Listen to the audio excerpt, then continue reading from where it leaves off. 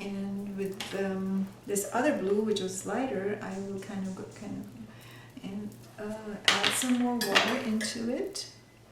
Add some more water. And use this blue and make it a watery blue.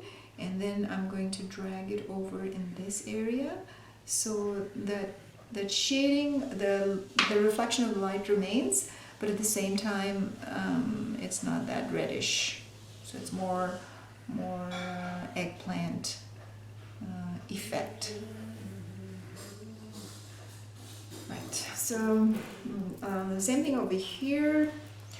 I just need to actually make it more watery, so for that I have this ice tray, which is just plain water, and I will go over it like this so you can see some of that reddish, purplish shade, the reddish purple we laid earlier, and then we were getting another shade on top of it, and it shows a nice effect of reflection and a nice watercolory effect.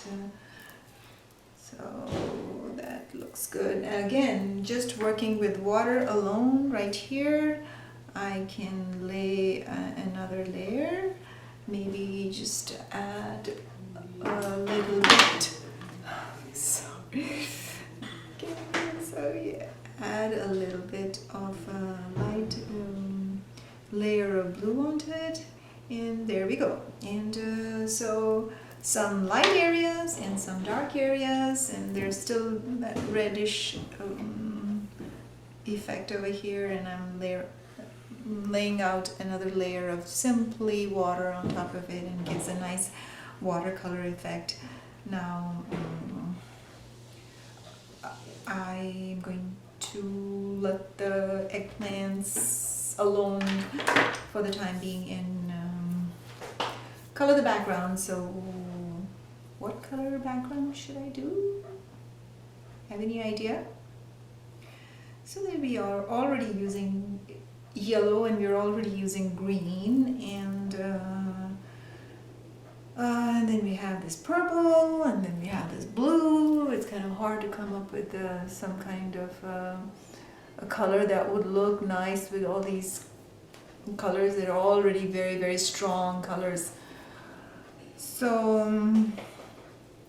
let's see, I already have yellow on my palette, and I have blue on my palette, and so that will make a whole bunch of but whatever I do, it has to be really, really very, very thin paint, very watery paint, and so I need to do that.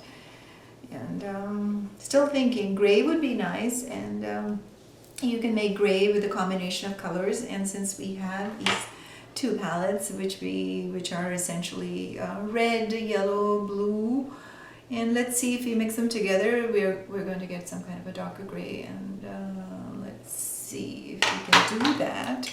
That would be nice. So I will go ahead and use this. I'm going to put some, I guess there's some light sky blue paint on this thing. I'm going to use that, and maybe that might be our background color. That may be a better color for us. I'm picking out a very large brush. It's a flat brush, and that's always good for laying out backgrounds. There's this blue, like a sky blue. I'm not sure if I want to use that, but I thought gray would be nice. And so let me see what I can do. What happens when I'm actually adding a touch of red in this? It becomes purple. So let's see if I can add a touch of red in this. I'm going to add a touch of red in this thing, and it becomes a very, very, very light shade of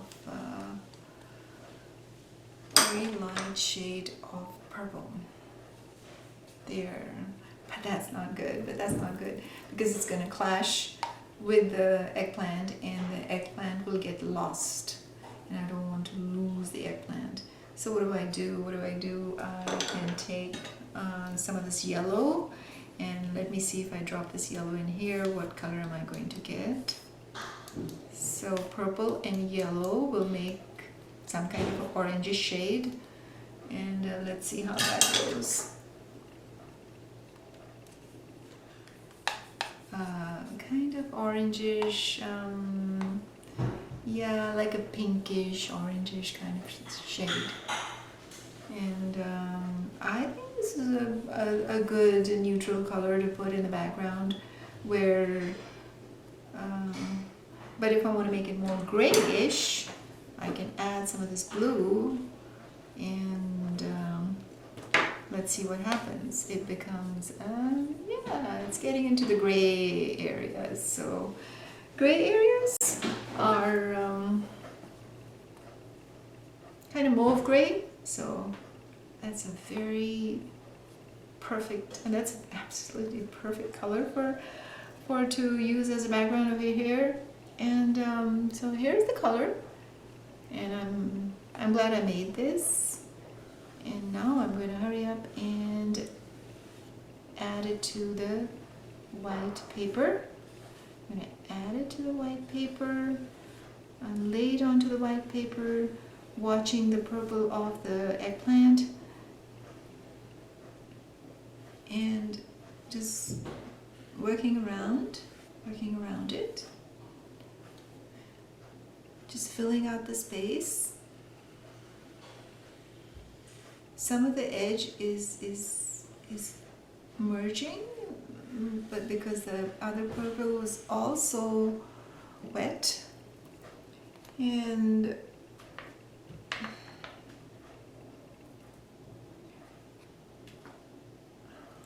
right. So notice how I'm using the brush. I am just laying it kind of flat. I'm not using it like this, standing up, because it's going to have a very small surface area, and when I lay it down it has a larger surface area, and I can hurry up and finish a larger area rather very quickly. Okay, so quickly filling this space.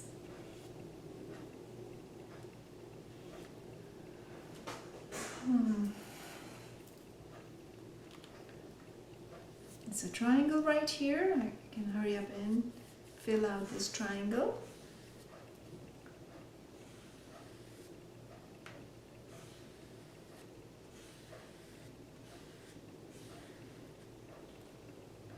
And this little area here, using just this brush.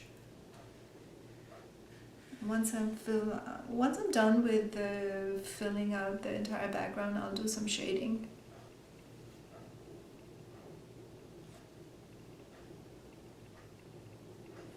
Okay, it's all filled out, and time to do some shading here.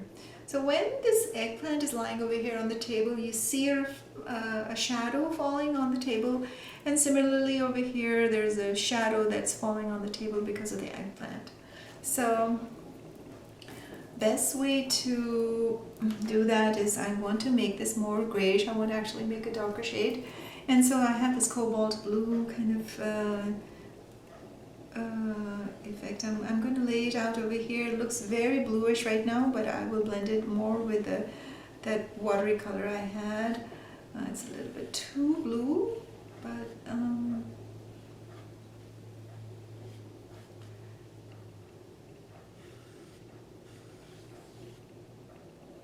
okay.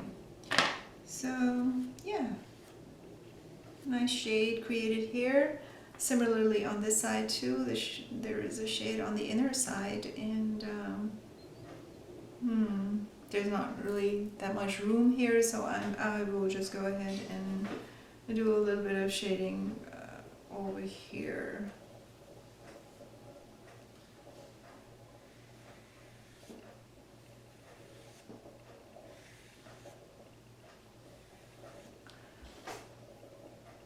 Okay, that finishes the lesson, and here we have using crimson and ultramarine blue, creating purple with it, and making a composition of 2 eggplants, also using yellow and blue to make green, to make this portion of the eggplant. I will go ahead and sign it with a thin brush and use thicker paint to sign it. So right now there's hardly any portion of the page which is dry. Maybe there is this, actually this portion is a little dry, and I can just kind of sign my name over here. So some yellow, touching it with the blue, turns green, and I'm signing my name right here. Kind of hard to sign it. I just stand up and do it because it's hard to sign it at a different angle.